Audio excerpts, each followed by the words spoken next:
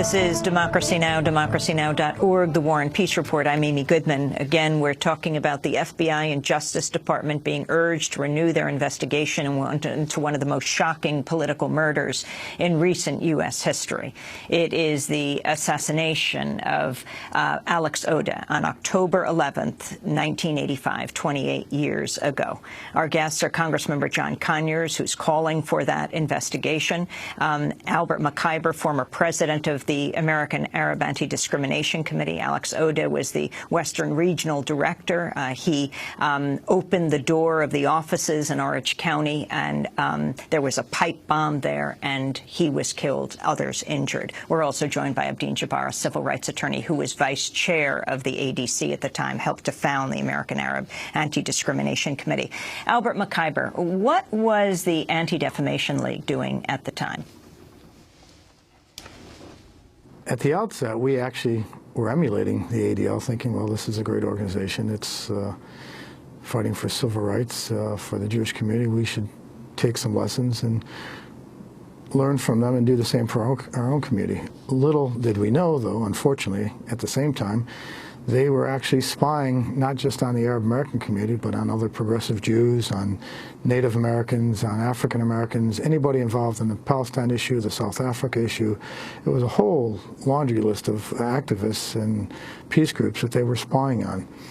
And later on, 2 lawsuits were brought against them, one involving ADC and some other organizations, the other by former Congressman Pete McCloskey up in the Bay Area. And the troubling aspect of that case, besides the fact that they were spying on us and gathering information, infiltrating the organization, not that we had any security issues, the organization wasn't still open to anybody, but they had infiltrators who came in under the guise of being members or sympathetic to the issues of the Arab Americans, and actually were reporting back. They were taking down, for instance, license plate numbers of meetings that were taking place, and they had people planted inside the San Francisco Police Department who then ran the numbers. Things were a little bit less sophisticated back then. You don't have the same computer technologies and internet abilities. So they actually manually went through these records and created lists for the ADL as to who attended these meetings. Some of their infiltrators actually were acting as security for some of the organizations in the Bay Area as well. So that was extremely disturbing to us to find that out. But Jeffrey Blankford also wrote that allegedly one of their infiltrators had a map of Alex's office and a key to that office. And we've raised this time and time again with law enforcement. Why was that the case? Has anybody looked into this? Was there any correlation, any connection? Very disturbing for the entire community, and something that we still have no answers for. Can you talk about the role of Robert Friedman of the Village Voice in investigating the assassination of Alex Odeh? Robert was a great journalist, a very brave man, like Congresswoman Sanchez and Congressman Conyers, was at the lead of this story.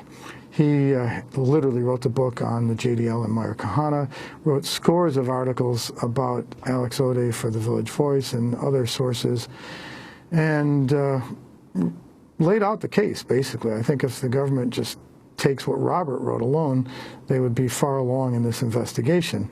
Of course, the Israelis have stopped every effort. Each time we would raise the issue with the State Department, we'd hear concerns that the Israelis, don't want to cooperate, that it would be also sort of absurd, that it would be impugning on the integrity of the Palestinians. The Palestinian would be nothing but gleeful to have an investigation of this case. So we're not quite sure what role these people are actually playing, but Robert's work was extremely important. Unfortunately, he died rather young and under, I guess, a cloud. I don't know exactly what the medical results were, but we didn't find out for months afterwards because he always kept changing his numbers out of fear for his security.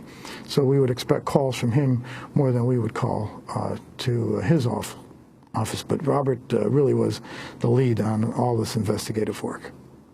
Ben Jealous, the outgoing president of the NAACP, has likened Alice Odeh to the murder of Medgar Evers, the civil rights activist killed in 1963 in Mississippi. It took 30 years to bring his assassin, Byron de la Beckwith of the Ku Klux Klan, to justice. Jealous said in his recent article, quote, "Residue of discrimination gums up the wheels of justice in bringing cases to a close. It would be foolhardy to believe that police and prosecutors are all completely immune from the bias of discrimination that leads some people to believe that some lives are worth less than others."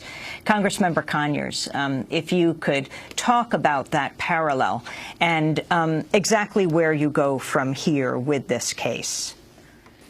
Well, the Medgar Evers comparison is, to me, quite valid because we've just come out of the era where civil rights for African Americans in terms of voting and their protections constitutionally have had to be challenged at almost every juncture. Many cases had to be overturned.